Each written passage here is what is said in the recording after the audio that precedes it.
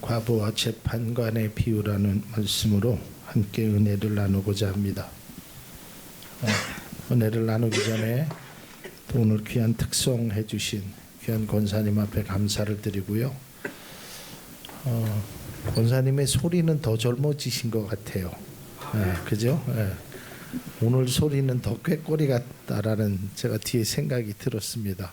제 권사님의 특성을 10년 전에도 거의 들었던 것 같은데 그때보다 더 젊어지신 것 같아요. 목소리는. 오늘 본문의 이 비유는 우리가 지난 시간에 했던 누가복음 11장에 나오는 그 밤중에 찾아온 그 사람에 관해서 우리가 그 밤중에 찾아와서 친구한테 떡 세 덩어리를 달라고 하잖아요. 이제 그 비유와 함께 이 기도에 대한 이 쌍둥이적인 두 개가 좀 내용이 거의 비슷합니다. 근데 내용은 조금 비슷한데 관점이 조금 다릅니다. 그러니까 우리가 누가복음 11장에 있는 것은 그 밤중에 찾아온 친구가 관점이 아니라 그 집 주인이 관점이라고 얘기했고요. 오늘은 여기에서 재판관과 그 기도하는 여인의 관점에서는 초반에서는 이 재판관보다는 이 기도하는 여인, 그래서 아무리 나쁜 사람이라도 아무리 심지어는 하나님을 두려워하지 않는 사람이라 할지라도 이렇게 기도하면, 이렇게 애원하면 들어준다, 이런 내용이 되는 것입니다. 이제 제가 제목도 그렇게 정했는데요. 제가 이거는 성경하고는 조금 관계없는 얘기지만 저는 이 과부라는 표현을 그렇게 썩 좋아하지 않습니다. 이 표현이 좀 예전에 우리 조선시대의 가부장적인 그런 표현입니다. 이게 여러분, 아내가 그러니까 남편이 세상을 떠난 여인을 우리가 과부라고 하잖아요. 그죠? 근데 이 과부의 한자의 뜻을 보면 부족한 사람이에요. 뭔가가, 그러니까 남편이 없으니까 옛날에는 그게 가능했어요. 조선시대나 이런 시대 때는 남편이 없이 여자가 혼자 산다라는 게 좀 굉장히 부족할지 모르지만 요즘은 안 그렇거든요. 그러면 반대로 여자가 먼저, 부인이 먼저 세상을 떠난 남편을 우리는 뭐라고 표현하죠? 호렙이라고 그래요. 호렙이. 사실은 저도 곰곰이 생각하기를 이 과부라는 표현보다는 홀어머니라는 표현이 맞는 것 같아. 홀어머니, 혼자 사시는 어머니. 우리가 이렇게 표현해야 되는데 난 성경을 읽으면서 이 과부라는 말을 참 읽기가 별로 안 좋습니다. 그래서 성경이 그대로 있기 때문인데 이것도 좀 바뀌어야 되고, 제가 전에도 얘기했는지 기억이 안 나지만 제가 책을 읽으면서 또 방송을 통해서 알은 사실은, 우리가 보통 남편이 세상을 떠나고 여자 그 아내가 미망인이라는 소리 하죠. 미망인, 그건 정말 잘못된 소리입니다.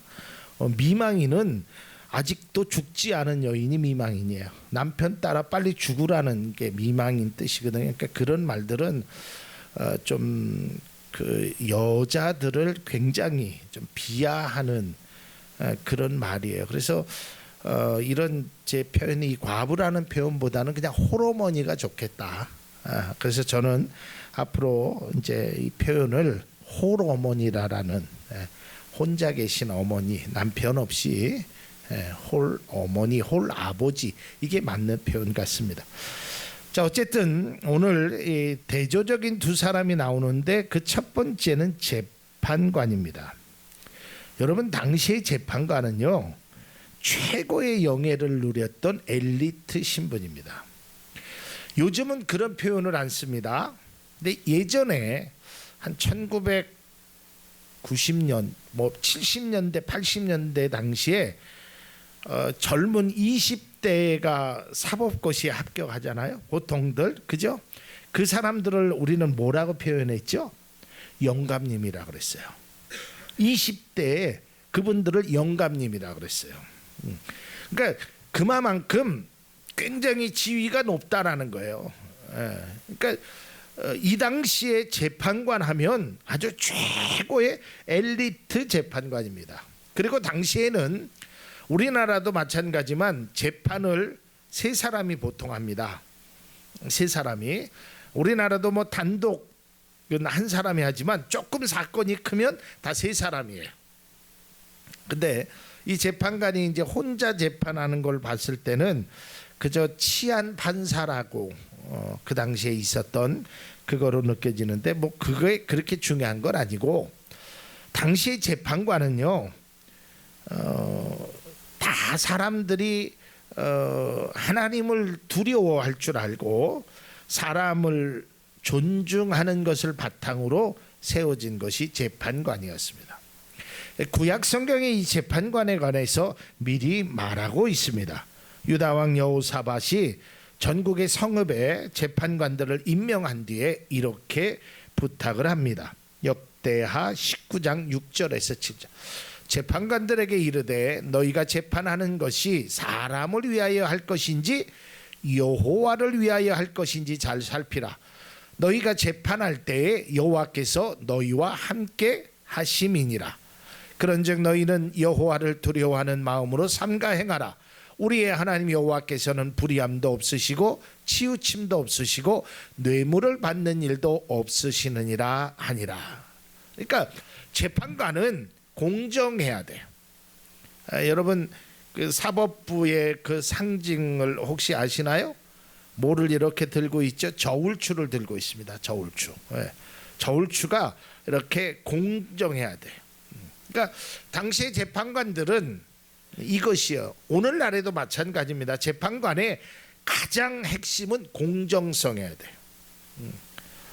그러나 오늘날에는 뭐 우리가 잘 알다시피 유전무죄, 무전유죄라는 그래서 재판관들에게 참 경고를 하고 있지만 여전히 그런 것이 있습니다. 그러나 아무튼 재판관은 공정해야 되고 재판관은 치우침이 없어야 됩니다. 그런 재판관이 되어야 되는데 오늘 이 재판관은 그렇지 않다라는 거예요. 오늘 재판관은 예수님께서 말한 불의하다. 그러니까 나쁜 재판관이라는 거예요. 나쁜 재판관. 자, 반면에 이 재판관과 정반대인 여인이 등장합니다. 이 여인은 굉장히 가난했습니다. 그리고 남편이 없이 혼자 사는 홀어머니였습니다. 고대 근동 지방에 당시에 가장 불쌍하고 힘없는 사람이 세 부류가 있습니다. 첫째는 부모를 잃은 자녀, 고아. 두 번째로는 남편을 잃은 홀어머니. 세 번째로는 외국인. 그래서 구약 성경에 보면 하나님께서 이렇게 말씀합니다. 너희들이 이렇게 추수를 할 때 한 번 이렇게 스쳐 지나가면 다시 그곳으로 오지 말아라.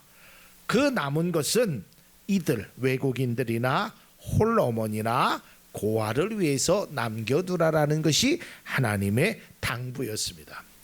어쨌든 이 당시에 홀어머니로 살아간다라는 것이 참 힘들었습니다. 근데 이 여인이 어떠한 한이 있었습니다. 이걸 좀 들어달라고, 내 원한을 좀 풀어달라고, 내 억울함을 좀 풀어달라고 재판관에게 찾아왔습니다. 근데 이 재판관은 불의한 나쁜 재판관이었습니다. 그 사람의 이야기를 듣지 않는 것입니다. 그 사람의 억울함을 들어주지 않는 거예요. 여러분, 세상에 가장 화가 나는 일이 내 이야기를 들어주지 않는 거예요. 내가 지금 억울하고 분통한데 내 이야기를 들어주지 않는 거예요. 저도 그 전에 법정에 좀 갈 일이 있어서 가봤고, 거기에서 재판하는 과정을 또 우리 교회에 또 어떤 분이 그런 일이 있어서 가보았어요. 근데 참 억울한 면이 있는 사람이 판사에게 뭔가를 얘기하고 싶은데 이야기를 못하게 하는 거예요. 들어주지 않는다는 거예요. 오늘날에는 변호사라는 제도가 있었지만 이 당시에는 그런 제도가 없었어요. 판사에게 하지 않으면 영원히 그 이야기는 들려지지 못하는 이야기란 말이에요. 그러니까 오늘 본문에 이 여인이 가난하고 힘도 없는 이 홀어머니가 끈질기게 졸라대는 거예요. 재판관을 향하여 끈질기게 이야기하는, 내 원한을 좀 풀어달라, 내 이야기를 좀 들어달라. 이때 그 재판관이 이야기를 합니다. 내가 하나님을 두려워하지 않았다. 그러니까 이 대단한 사람이죠. 이 비유 속에 나오는.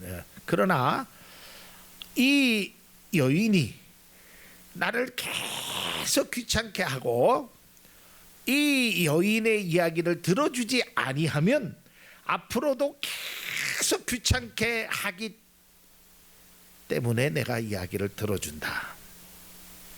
그러면서 예수님이 말씀하시죠. 하물며 이 불의한 재판관도 그러는데 너희 하나님께서 너희의 간구하는 것을 들어주시지 않겠느냐.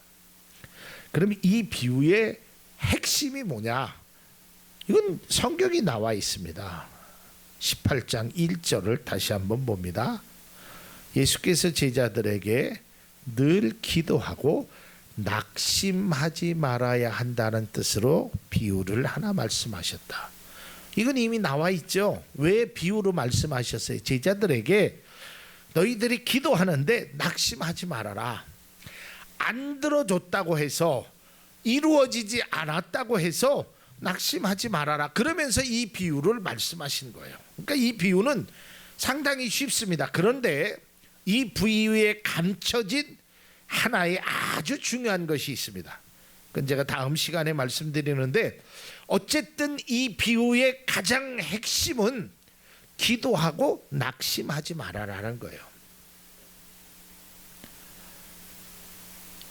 이 비유에서 이 홀어머니의 소원이 어떻게 이루어졌는가가 중요합니다. 어떻게 이루어졌어요? 늘, 그리고 낙심하지 않았다는 겁니다. 그 재판관이 나쁜 사람임에도 불구하고, 못된 사람임에도 불구하고, 하나님을 두려워하지 않고 사람을 무시하는 사람임에도 불구하고 그랬다는 것입니다. 누가복음 18장 4절에서 5절을 다시 한번 봅니다. 그 재판관은 한동안 들어주려고 하지 않다가 얼마 뒤에 혼자 말하였다. 내가 정말 하나님도 두려워하지 않고 사람도 존중하지 않지만 이 홀어머니가 나를 이렇게 귀찮게 하니 그의 권리를 찾아 주어야 하겠다. 그렇게 하지 않으면 그가 자꾸만 찾아와서 나를 못 견디게 할 것이다. 왜 이 비유로 말씀하셨냐면, 이 비유의 초점은 끈질긴 청원에 있는 것입니다. 제가 연초만 되면 우리 성도님들에게 기도 제목이라는 것을 적어서 내라고 합니다. 거기에서 단기적인 기도와 장기적인 기도의 제목을 나눠서 내라고 합니다. 단기적인 것은 1년 안에 이루어질 수 있는 것, 또 장기적인 것은 내 평생의 기도라는 겁니다. 여러분들께서 기도하시면서, 다음 시간에 다시 말씀드리겠지만, 가장 기도하는 사람이 하지 말아야 될 것이 두 가지가 있습니다.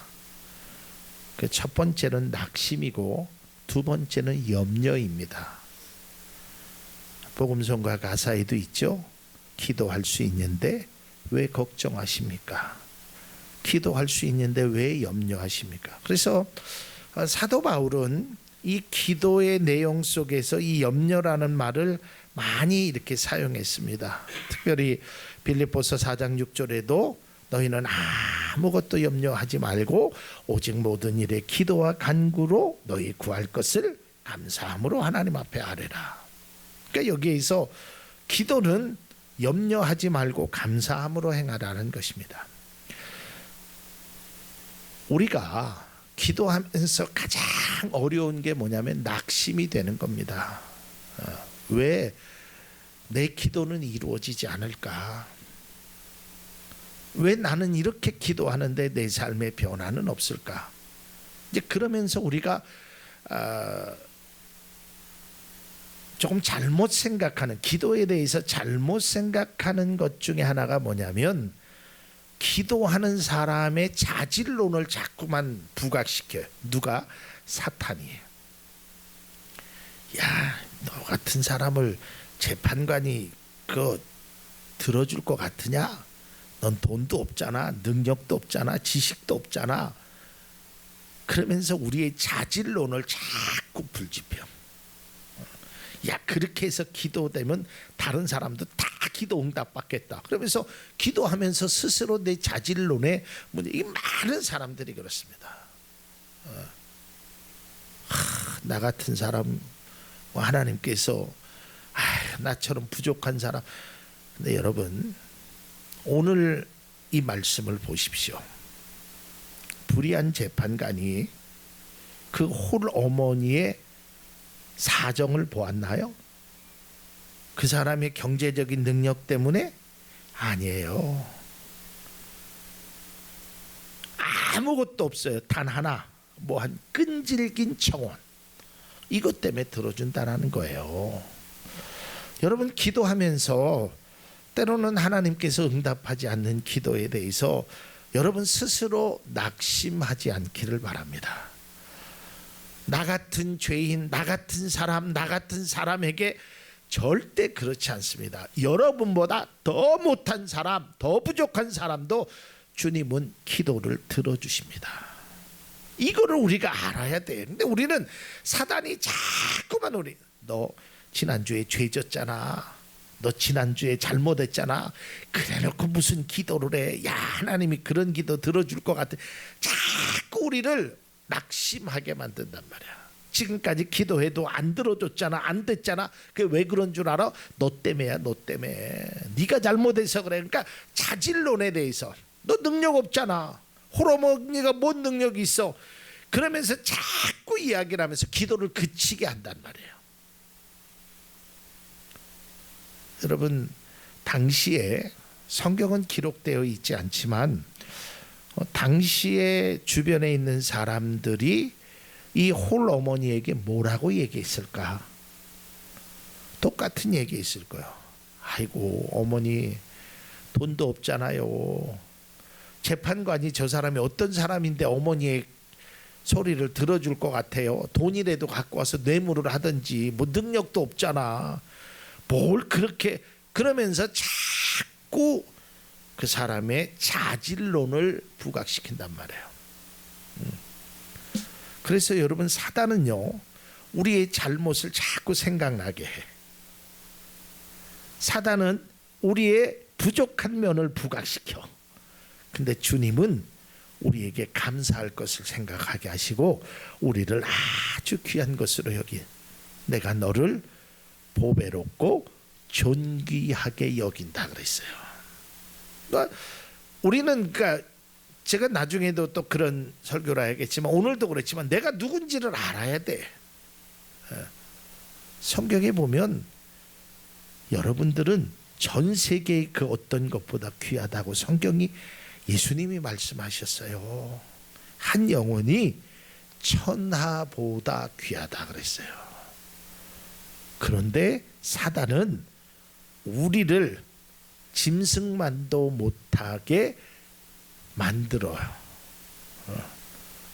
물론 우리가 깨끗하다라는 것이 아닙니다.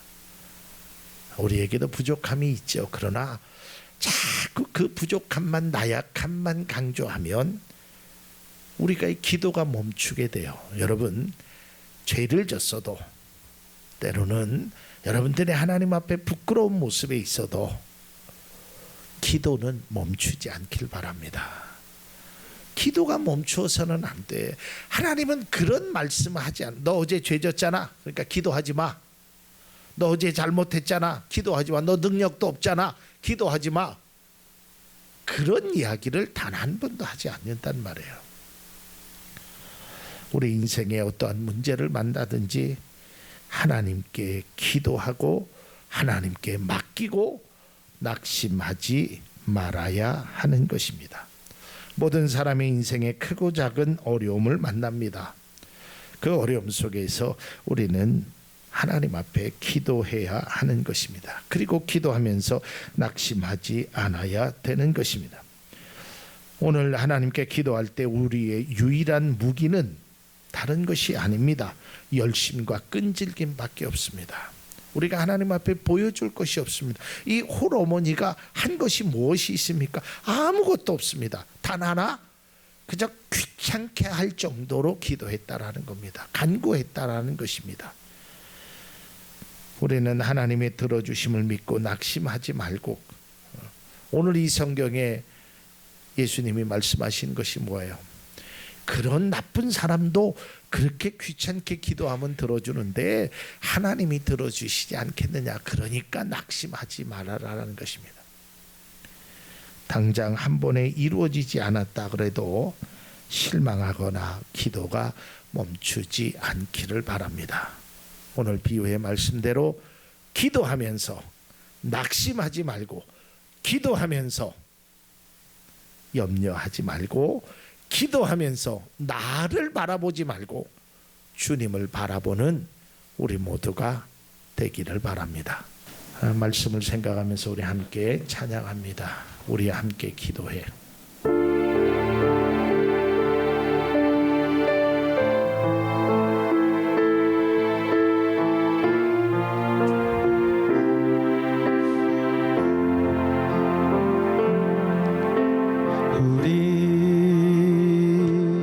함께 기도해.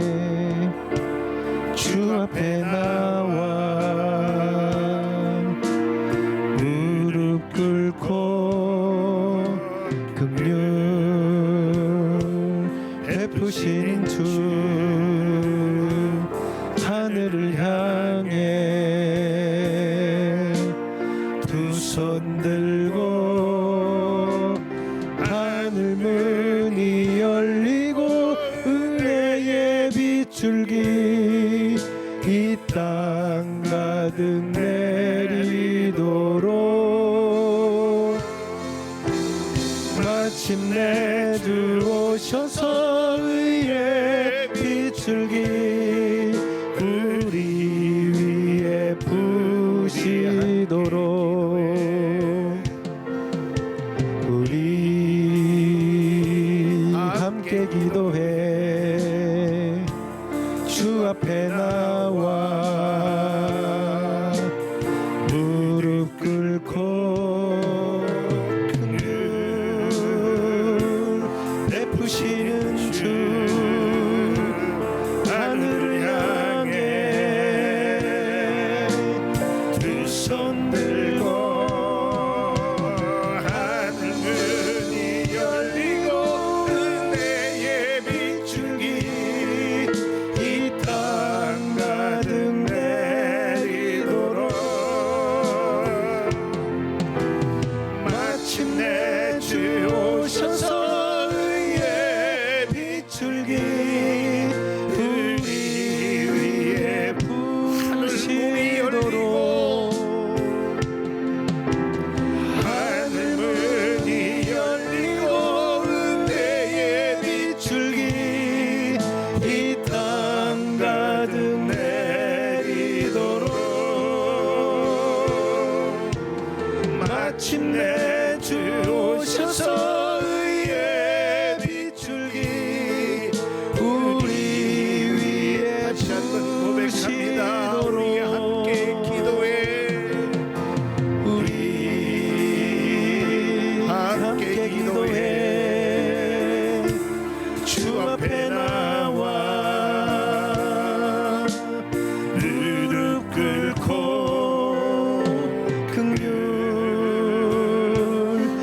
베푸시는 주 하늘을 향해 두 손 들고 하늘 문이 열리고 은혜의 빛줄기 이 땅 가득 내리도록 마침내 주 오셔서 의의 빛줄기 우리 위에 부시도록 마지막으로 다시 한번 하늘 문이 열리고 하늘 문이 열리고 은혜의 빛줄기 이 땅 가득 내리도록 마침내 주 오셔서 의의 빛줄기 우리 위에 부시도록. 기도하겠습니다. 고맙고 감사하신 주님, 은혜를 감사합니다. 하나님께서 우리의 삶 가운데 인도하여 주셔서 낙심하지 말고 기도하는 우리들 되게 도와주시옵소서. 늘 염려하며 근심하며 걱정하더라도 오직 하나님 앞에 기도하는 우리들 되게 하여 주옵소서. 또한 귀한 예물 주님 앞에 드리오니 주님 흠양하여 주옵소서. 드린 손길의 은혜와 사랑의 복으로 함께하여 주옵소서. 예수님 이름으로 기도드립니다. 아멘.